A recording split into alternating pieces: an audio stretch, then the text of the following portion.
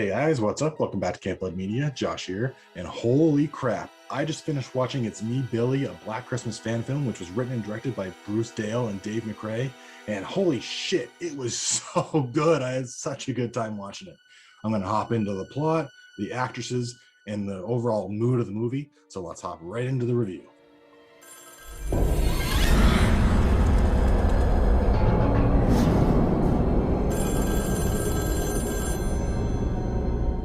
The movie focuses around Sam, the granddaughter of Jess from the original Black Christmas in 1974. Her and her friends Emma and Justine are going up to her grandmother's cottage for the weekend. It's more like a giant house, but basically going up to their cottage for the weekend.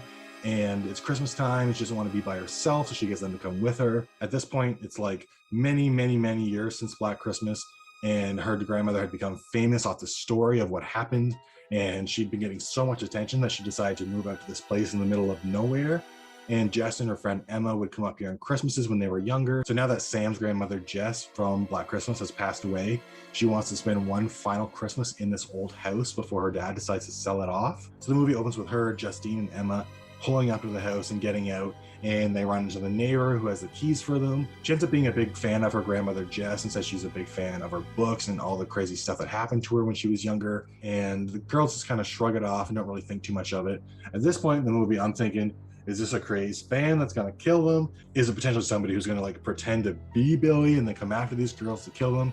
I was wondering what exactly this neighbor character is going to bring to the movie, besides a potential extra body later on. So as the movie gets going, Sam tells her friends that her grandmother was never really quite sure if they caught the killer or not. They thought maybe Peter wasn't the actual guy. She felt like he wouldn't have killed all those people back then, even though she did end up killing him in self-defense. The story kind of freaks her friends out a little bit, but not enough to like want to leave or anything like that. So they end up all going and retiring to bed. And long story short, Billy ends up showing up. He kills off two of them rather quickly, and then it's up to Sam to live throughout the rest of the night by herself up against Billy and his creepy phone calls. That's something I gotta say that's like absolutely amazing in this movie, are the phone calls. They are so close to what you hear in the original Black Christmas movie. Obviously, they're not saying the same thing, but just the way that Dave does the voice of Billy and Agnes and all that in the phone calls, it's phenomenal, absolutely amazing. I couldn't even have a complaint about it if I tried to think of one. Like, it was that good. Every time you actually end up getting a phone call from Billy, you're just on the edge of your seat to listen to what he's going to say, and it's super creepy every time. That's one thing that's pretty much amazing about pretty much the entire film the whole time, is the atmosphere. This movie is drenched in a creepy atmosphere from beginning to end. Like, just every time someone's going up a hallway or just like anything is happening in this movie, there's this overwhelming sense of dread, and I loved that about this movie. They did such a good job of making you like Sam and her friends, so that when they're finally thrust into this like horror atmosphere, you don't want them to die because you're just liking the characters so much. They did a really good job at making you care for the characters in this movie, I found. You learn backstory about how Sam and Emma used to come up to the cottage and stay with their grandmother certain summers, and you hear backstory about how Sam's mother wasn't that nice to her and how she died at a young age. So Sam's had like a really hard life so far, especially recently with her mother passing away and now her grandmother passing away. So she just wanted a little vacation with her friends to relax, and obviously that's not what she's getting this time around. Sam was phenomenal casting, if you ask me. She looks so much like Jess from the original Black Christmas that I don't think you could have found a better girl to do it. And her acting was actually really great throughout the movie. When she eventually discovers one of her friend's dead bodies, she's crying and stuff. She does a really good job at selling that emotion. And then when the phone rings behind her, you see the terror on her face. And she does such an amazing job throughout this whole movie. I really don't have a major complaint about her or the other two really at all. Actually, her friend Justine did a really great job channeling those Margot Kidder vibes. I really found she felt so much like that character from the original Black Christmas, right down to even, spoiler, her death, when she's laying in bed and Billy grabs that sharp thing next to her and just starts stabbing the shit out of her, just like what happened to Margot Kidder in the original Black Christmas with the little unicorn thing. Really great kill and really great homage to that original Black Christmas character and kill. I think they did a really great job with Emma's character too.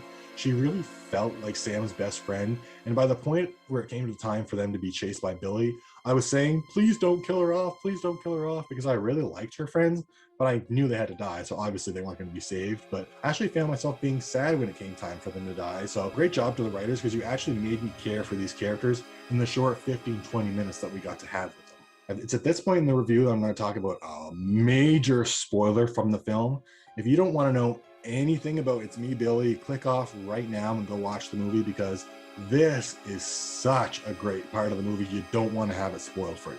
So earlier in the movie, we were introduced to this neighbor character. And when I first saw her, I got myself thinking, is she going to be the one who's doing the killings?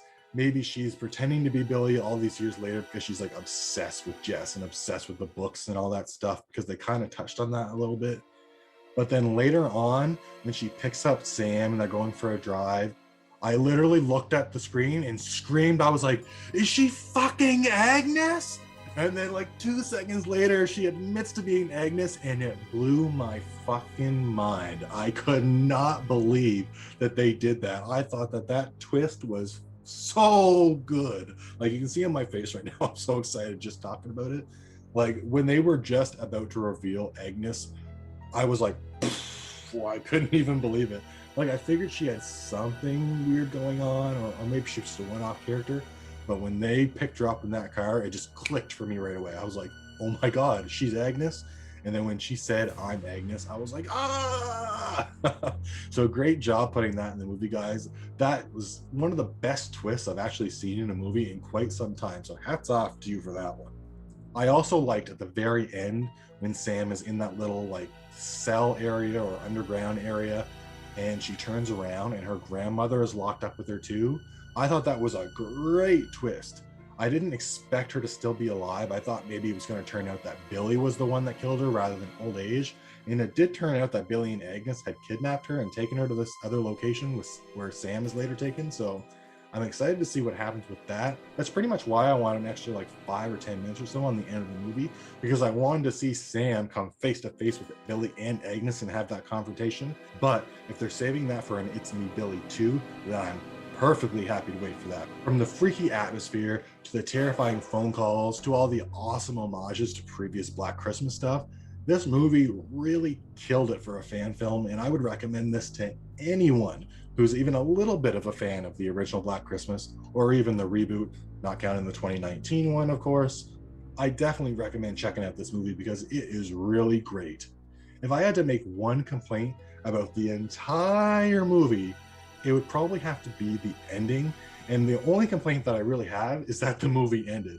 I wanted it to keep going an extra 5-10 minutes. I wanted to see Sam confront Billy and Agnes, who seem to have gotten away with everything by the end of the movie. I don't know if they're planning to do a sequel to this. I really hope they do, so they can finish the story.